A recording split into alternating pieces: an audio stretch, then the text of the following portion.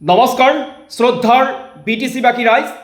আজি আমি সংবাদ মাধ্যমলৈ অহাৰ একমাত্ৰ কাৰণটো হ'ল সমাগত বিটিচি নিৰ্বাচন চৰ চাপি আহিছে আৰু সেই কাৰণে আজি আমি সংবাদ মাধ্যমত আহি কিছু কথা ক'বলৈ ওলাইছোঁ।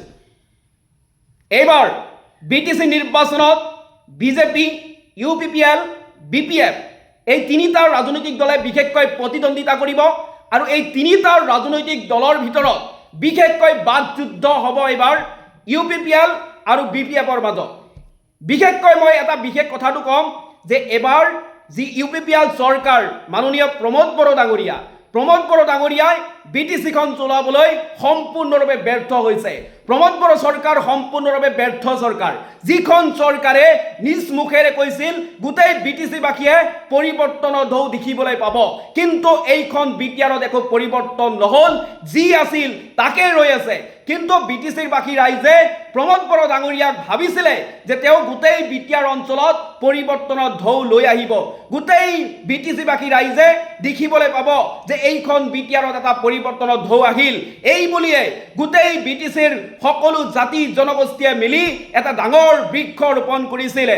সেই যিখন বৃক্ষত সকলো জাতি জনগোষ্ঠীয়ে মিলি সেই বৃক্ষখন ৰোপণ কৰিছিলে, সেই বৃক্ষটোৱে হৈছে মাননীয় প্ৰমোদ বড়ো ডাঙৰীয়া।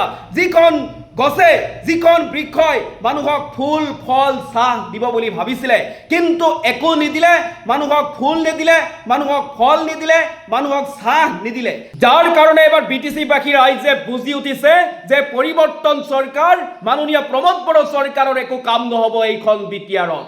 গতিকে যিখন বিটিআৰত গোটেই মানুহে এটা সপোন দেখিছিল, সপোন দেখি যিখন গছ ৰোপণ কৰিছিলে, যিখন গছে মানুহক ফুল ফল চাহ দিব বুলি ভাবিছিলে, যিখন গছে মানুহক ফুল ফল চাহ নিদিয়ে, সেইখন গছ এবাৰ বিটিআৰবাসী ৰাইজে কাটিবলৈ সাজু হৈছে। কাৰণ যিখন গছে মানুহক একো নিদিয়ে সেইখন গছ আৰু ৰাখি কি লাভ আছে? সেইকাৰণে বিটিচিবাসী ৰাইজে এবাৰ হাতে হাতে দা লৈ সাজু হৈ আছে, সেইখন গছ কাটি দিব, মাননীয় প্ৰমোদ বড়ো ডাঙৰীয়া এবাৰ মাটিত বাগৰি পৰিব। গতিকে এইখন পৰিৱৰ্তন চৰকাৰৰ একো কাম নহ'ব। গতিকে আমি স্পষ্টভাৱে কৈছোঁ এবাৰ এতিয়াও সময় আছে। এই সময় থাকোঁতে আমি আপোনালোকক এটা কথা ক'ম যে আপোনালোকে বিটিচিবাসী ৰাইজে কাণ খুলি শুনি ৰাখক। যদি কিবা কাৰণত এইখন বিটিআৰত বিজেপি RSS দলটো যদি সোমাই পৰে, তেতিয়াহ'লে বড়ো অনাবড়ো সকলোৰ মাজত এটা সংঘাতৰ সৃষ্টি হ'ব পাৰে, কোনেও শান্তিত থাকিব নোৱাৰিব। সেইকাৰণে আপোনালোকক বাৰে বাৰে কৈ আছোঁ, আপোনালোকে কাণ খুলি শুনি ৰাখক।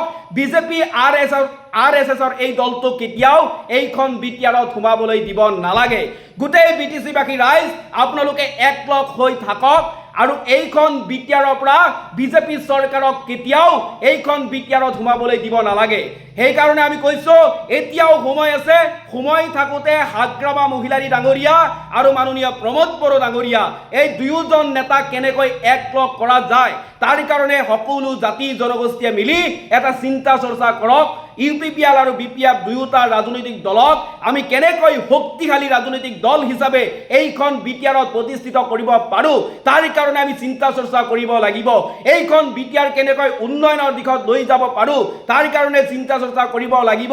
যদি এইখন বিটিআৰত বিজেপি চৰকাৰখন সোমাই পৰে, তেতিয়াহ'লে এইখন বিটিআৰ এটা অশান্তিময় বিটিআৰ হৈ পৰিব।